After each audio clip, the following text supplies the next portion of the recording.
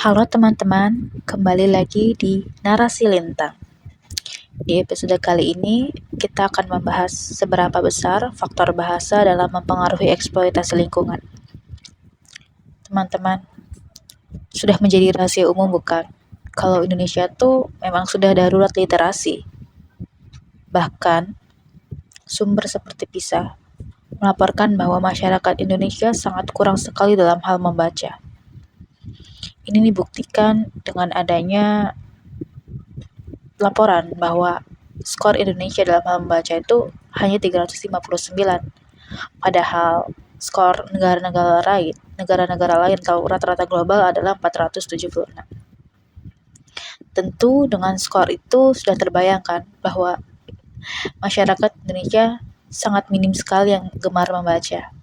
Tentunya dengan minimnya masyarakat Indonesia yang gemar membaca, informasi-informasi atau pengetahuan-pengetahuan yang harusnya didapatkan itu juga menjadi terbatas. Belum lagi Badan Pusat Statistik per tahun 2023, indeks pembangunan literasi masyarakat Indonesia itu hanya menyentuh angka 68,1900. Yang artinya dengan skor tersebut, indeks pembangunan literasi masyarakat Indonesia tuh masih sangat-sangat perlu untuk terus dibangun, diperbaiki, dan juga ditingkatkan.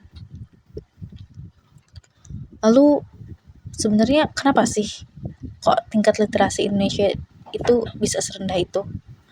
Ya, salah satu faktornya adalah karena tingkat buta aksara di Indonesia yang masih cukup tinggi, khususnya di daerah-daerah tertinggal.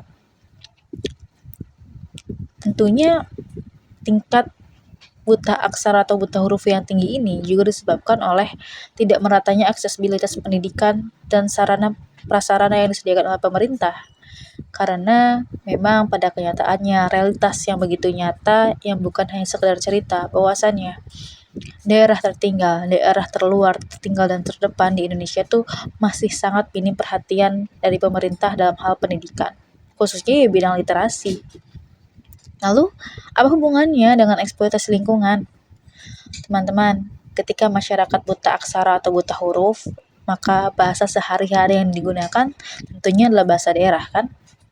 Nah, dari situlah penyebaran informasi atau pencarian informasi menjadi terbatas. Masyarakat yang buta aksara tentu kemungkinan besarnya tidak lancar dalam berbahasa Indonesia, atau bahkan kemungkinan paling terburuknya adalah mereka sama sekali tidak paham dalam bahasa Indonesia.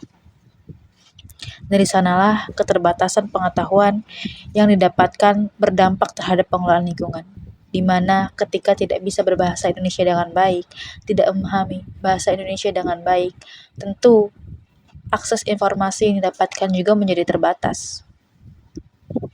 Masyarakat yang tidak memiliki pengetahuan yang cukup tentu tidak bisa mengelola lingkungan dengan baik sehingga terjadilah eksploitasi lingkungan.